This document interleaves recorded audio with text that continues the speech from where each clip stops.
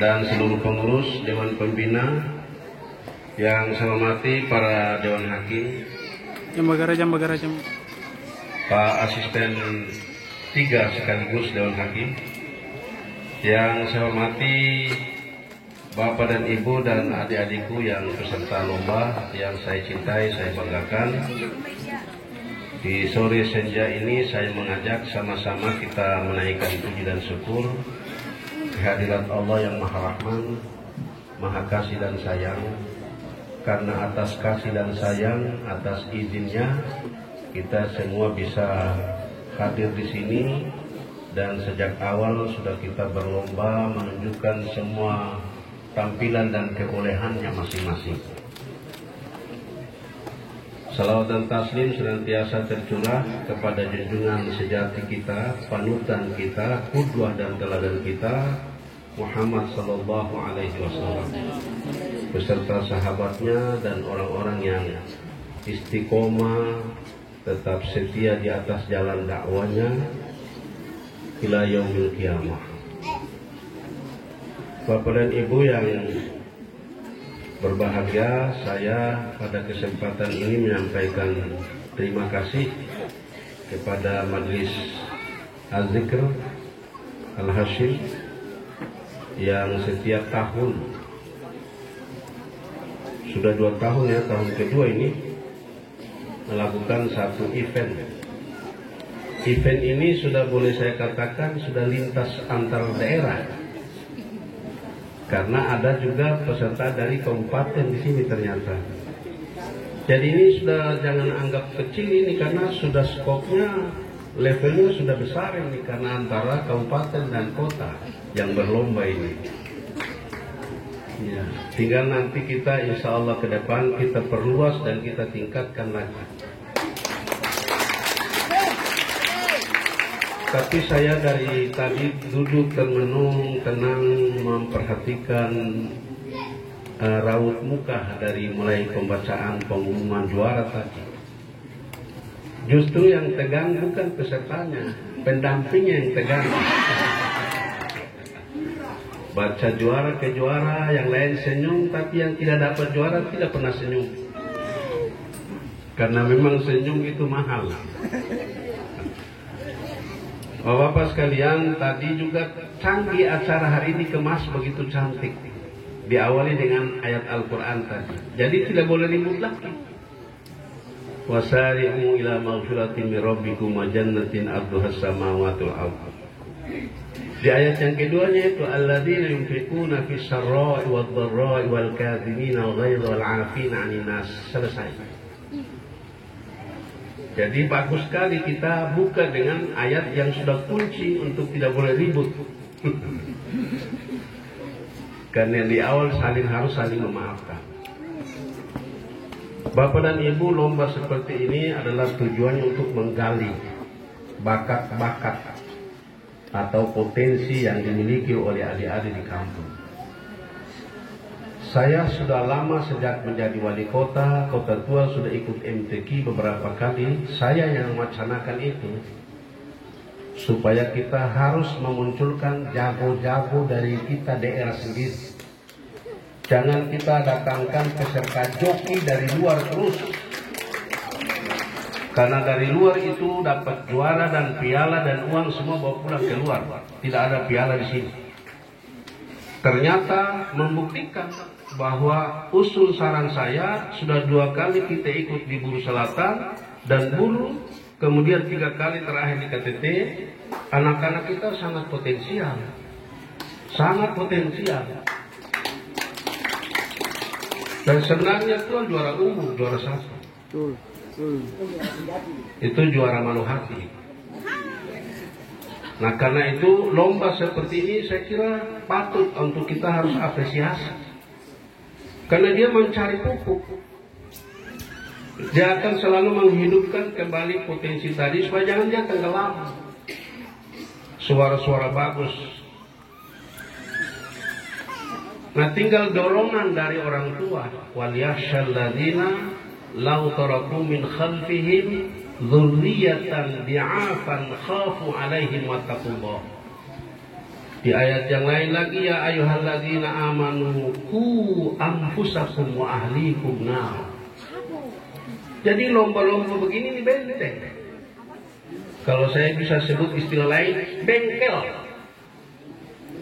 Kalau mobil rusak, motor terganggu, listrik, kulkas rusak, bawa kemana? Bengkel. Kalau anak moralnya, akhlaknya bobrok, pembawaannya dibawa kemana? Ke TPA, ke tempat-tempat lomba seperti begini. Supaya ini satu-satunya membantu untuk mendidik dan membina anggota keluarga kita menjadi keluarga yang sakinah, slogan sakinah, mawaddah warahmah itu. Banyak orang melihat kegiatan begini hanya dengan sebelah mata. Kalau tadi deretan piala itu bukan ukuran sebenarnya. Buat kita orang tua, paling usia paling lama 1 tahun sudah berkarat. Pindah-pindah lemari, jatuh, rusak, terpleset, rusak lagi. Itu kalau bagi orang tua. Tapi secara psikologis kejiwaan anak-anak, piala sekecil begitu sangat berharga dan dia punya cerita nantinya. Ketika dia sekolah, sukses dan besar, itu jadi omongan dia kemana-mana. Afaiwani teten itu mesti terancangi kegiatan-kegiatan non-bevo, bikin anak-anak selalu dekat dengan agama. Kalau tiap hari kekerasan terus, cubit terus, pukul terus, bekalan anak tidak akan sukses. Itu gagal. Kalau pukul pada tempatnya, misalnya dia malas sholat, kan umur 8, 9, di atas 10, fadribuhu alaiha. Itu sudah harus pukul. Pukul di situ bisa pengertiannya, maknanya pukul dengan tangan, bisa pukul dengan mulut, dengan kata-kata. Hei, bangsa bianga. Sekali-sekali begitu. Ya kalau yang perintah pergi sholat, bapaknya juga tidak sholat, itu juga pekerjaan di rumah. Jadi pada kesempatan yang berbahagia ini, setiap lomba sudah pasti ada yang menang dan ada yang belum menang. Di awal sudah saya tegaskan pada saat pembukaan bahwa yang namanya lomba apa saja, selalu ada yang menang dan ada yang belum beruntung. Ada yang beruntung, ada yang belum beruntung. Ada yang menang, ada yang belum menang. Ya kita perhalus istilah, jangan ada yang menang dan ada yang tidak menang, atau ada yang menang, ada yang kalah. Kalau ini mohon kasar dan jadi kita bungkus dia sedikit supaya yang belum beruntung juga pulang dengan hati yang tenang. Bapak sekalian yang saya hormati,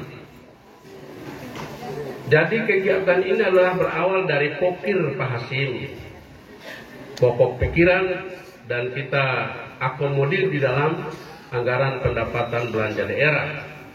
Dan saya kira tadi wacana untuk ke depan kita coba tingkatkan dia. Cuma catatan, termasuk Bapak Hasim yang terhormat, anggota DPRD, ini menjadi catatan. Kita Kota Tual sejak saya sudah canangkan untuk 1 Muharram, kita sudah buat lomba hadarat ini. Untuk setiap masuk tahun baru Muharram, kita buat jadi lomba tahunan. Tapi apa yang terjadi? Bakalai. Justru yang bakalai ini level-level yang orang terpandai semua yang bakalai di lapangan di atas. Ya, orangnya sudah almarhum. Ya dari OHT juga. Betul ketik. Ya ingat-ingatlah peristiwa itu. Bakalai di situ. Bakalai beta sudah melerai simbol, ya Allah ini memalukan. Terjadi juga bakalai terus, akhirnya mengakibatkan saya non-job yang bersangkutan di jabatan Kadis Perhubungan, saya geser ke asisten waktu itu. Karena lomba ini kita lihat motivasinya, spiritnya, semangatnya itu yang kita lihat. Juara ini mau apa? Manusia menilai juara itu relatif, hari ini baik, belum tentu besok baik. Itu yang penting niat awal untuk apa, syiar agamanya itu yang kita kedepankan. Ini semangat dakwahnya itu yang kita utamakan. Berikut lagi lomba kasidah atau dikir juga, seingat saya dikir. Yang bikin heboh itu dari kampung saya. Piala-piala dong di halaman pelataran rumah dinas yang sekarang ditinggal oleh Pak Sekda itu. Saya waktu itu masih wakil. Jadi nonton sampai saya pulang pas pengumuman juara, dong suruh saya puas lampiaskan emosi marah itu, dong buang itu piala-piala di situ. Saya datang, kamu stop. Tahun depan jam kamu ikut lagi. Piala dong buang. Tidak boleh di situ. Jadi terima kasih pejabat kepala desa Oi Tahi. Kita ingin pemimpin itu begitu. Iya,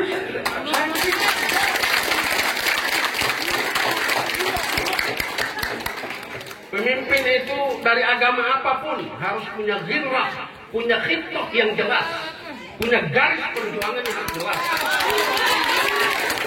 Iya. Saya punya kerinduan. Kalau dari kampung-kampung pejabat mana yang dia rajin sholat ini, itu saya punya orang tua satu yang belum lama kita ini, Bapak Raja Ibra, tiap waktu di masjid. Akhirnya rata kepala desa, pimpinan mana ini. Kalau waktu itu ada orang masjid, ini mau ragu apa lagi?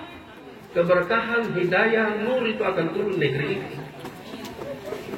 Jadi baguslah pejabat itu harus mengayomi, berada di tengah-tengah semangatnya masyarakat. Baru dong senang. Ini katanya juga undangan untuk kepala dinas badan bagian. Tadi saya offer lewat WA Group juga yang datang baru berapa orang itu. Asisten 3 sama kepala Bapeda baru datang. Harus kita hadir karena masyarakat itu kehadiran pejabat di tengah-tengah mereka itu menjadi kebanggaan buat mereka.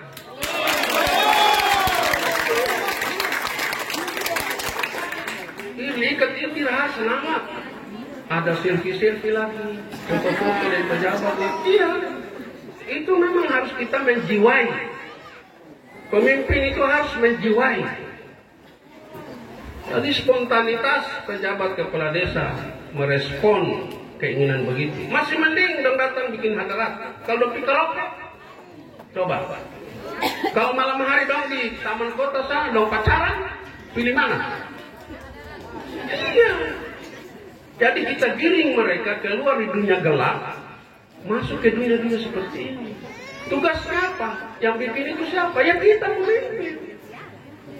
Pemimpin di semua level, dari kepala daerah sampai ke RT RW. Jangan sampai justru narkoba, miras, penyakit sosial masyarakat tumbuh dan subur di lingkungan. Gagal pimpinan seperti itu. Gagal. Saya sudah bilang di beberapa desa itu, ada desa malah masuk zona merah. Ada desa sekarang ini jantung kota yang masuk zona merah. Semua kejahatan ada di situ. Saya sudah bilang pejabat, coba kumpul semua RT. Buka mereka itu, kasih kesadaran buat mereka. Jangan mereka tutup mata, dapat honor, insentif, iya.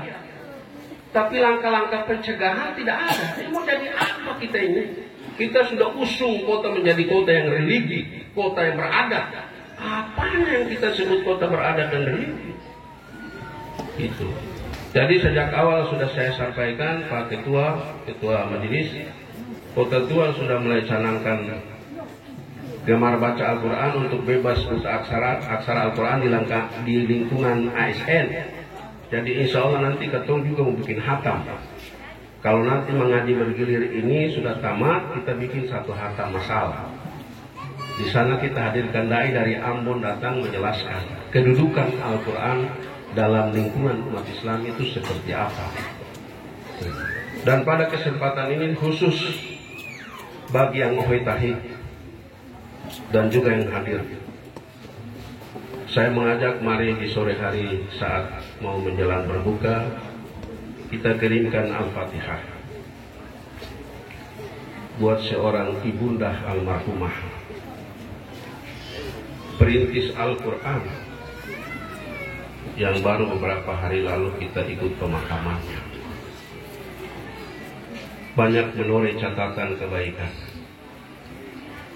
Dan hari ini bibit-bibit sebagian yang tampil tadi saya hafal betul juga adalah tidak lepas dari jerih payah beliau.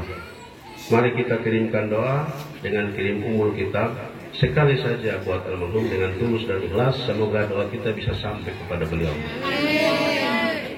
Al-Fatihah. Bismillahirrahmanirrahim. Alhamdulillahirabbil alamin. Ar-Rahmanir Rahim. Maliki yaumiddin. Iyyaka na'budu wa iyyaka nasta'in.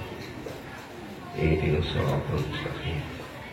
Shiratal ladzina an'amta 'alaihim ghairil maghdubi 'alaihim waladdallin. Saya lanjut. Jadi insya Allah panjang umur, kita doakan Ramadan yang akan datang bisa berjumpa lagi. Rencana sudah, latihan sudah, tapi yang paling penting kita doakan waballighna Ramadan, antarkan umur kami bisa berjumpa lagi Ramadan yang akan datang. Nah, berarti Ramadan yang akan datang bukan lagi kita berjumpa di sini, tapi di pelataran yang agak memadai, yang representatif. Entah itu di halaman LPT kita, di lapangan Rodar LK, lalu kita buat ya nanti majelis tetap bikin majelis azikir yang tetap yang bikin, tapi skalanya kita bikin agak besar antar TPA dan juga untuk klaster atau kelompok golongan yang umum. Dan uang pembinaan mungkin bisa kita kasih naik sedikit ya. Dan kita tinggal punya waktu berapa menit lagi, sudah cukup. Dan piala ini nanti setelah bawa ke kampung halaman masing-masing, euforia untuk menyambut piala boleh, tapi ingat ini Ramadan, jadi jangan sampai berlebihan di kampung. Lalu taruh di atas di TPA atau di masjid ya, sebagai mengingatkan kita tentang prestasi yang terukir di setiap desa, supaya selalu membangun motivasi dan spirit bagi kita semuanya. Untuk itu saya mengajak kita semua, mari kita akhiri atau sudah bisa kita tutup acara perlombaan baca Al-Quran, dzikir dan hadrat dengan saya mengajak membaca. Sebelum baca hamdalah kita juga mohon ampun kepada Allah. Siapa tahu ada penilaian yang sedikit miring ke, meskipun berusaha sudah objektif, tapi siapa tahu hati terbisik ke. Kita mohon ampun kepada Allah, dan mari kita sama-sama tutup kegiatan ini dengan mengharapkan bimbingan, tuntunan dari Allah dengan baca hamdalah. Alhamdulillahirabbil alamin. Acara lomba baca Al-Quran, dzikir dan hadrat saya tutup dengan resmi. Wassalamualaikum warahmatullahi wabarakatuh.